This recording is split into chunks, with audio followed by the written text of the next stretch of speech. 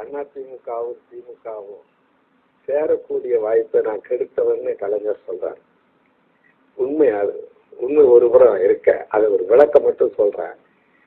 1975 திராவிட முன்னேற்ற கழக அரசை கலைக்கக்கூடிய ஒரு சூழ்நிலை.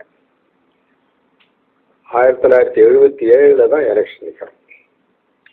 அப்ப புரட்சி தலைவர் எம்ஜிஆர் ஒரு அறிக்கை கொடுத்தார், நான் திமுகவோட சேர்றதுக்கு தயார், ஆனா கலைஞர் கருணாநிதி அவர்கள் பதவி விலகணும். முதல்ல இனிஷியேட் பண்ணது அதிமுக எம்ஜிஆர் அறிக்கை விட்டார்.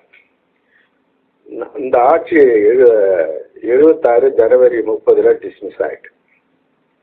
அப்போ திராவிட முன்னேற்ற கழகத்தில் இருந்த மூத்த தலைவர்கள் திமுகவும் அண்ணா திமுகவும் ஒன்னா சேர்ந்தா நல்லது அப்படிங்கிற ஒரு முடிவுக்கு டாக்டர் நாவலர் நெடுஞ்செழியன், சிபி சிற்றரசு, அப்போ புலவர் கோவிந்தன், இது போன்ற முக்கிய தலைவர்கள் எல்லாம் சேர்ந்து ஒரு கடிதம் எழுதி கலைஞருக்கு அனுப்புறோம். இந்த மாதிரி கட்சி தலைவர் பதவியிலிருந்து நீங்க ஒதுங்கினா 2 கட்சியும் நம்ம ஒன்னாயிடலாம், அதன் மூலம் ஒரு ஒற்றுமை ஏற்படும்னு சொல்லி அவருக்கு கடிதம் அனுப்புறோம். அந்த கடிதத்தை வாங்கி புலவர் கோவிந்தன் தான் அவர்கிட்ட கொண்டு போய் வீட்டில் கோபாலபுரத்தில் கொடுத்துட்டு வர்றாரு.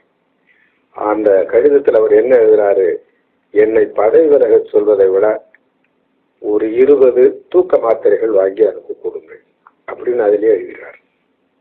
நான் செத்துறேன். ஆக சாவறதுக்கு அவர் தயார், ஆனா பதவி விடுறதுக்கு தயார். அவன் ஒற்றுமைக்கு யார் உரை வைத்தது முதலில் என்றால் கருணாநிதி. நான் எப்பொழுதுன்னா 1980 இது நடந்தது, 76 80 2 ஃபீல்டுக்கு வந்துட்டுது. கீழ்மட்டத்துல அண்ணா திராவிட முன்னேற்ற கழக தோட்டர்களும் சரி, திராவிட முன்னேற்ற கழகத்தும் சரி, ஒவ்வொரு ஊர்லயும் அவங்க தகராறு, அடிதடி, கலாட்டா, கேஸு எல்லாம். அந்த சூழ்நிலையில அப்ப பிஜு பட்நாயக் டெல்லியில மந்திரியா இருந்தார். அவர் நீங்க 2 பேரும் திராவிட இயக்கம் தானே, ஆக ஏன் சேரக்கூடாது அப்படின்னு சேப்பாக் கெஸ்ட் ஹவுஸில் தான் நடந்தது. கலைஞர் முரசொலி மாறனை கூட்டிட்டு வந்தார், புரட்சி தலைவர் எம்ஜிஆர் என்னை கூட்டிட்டு போனாரு.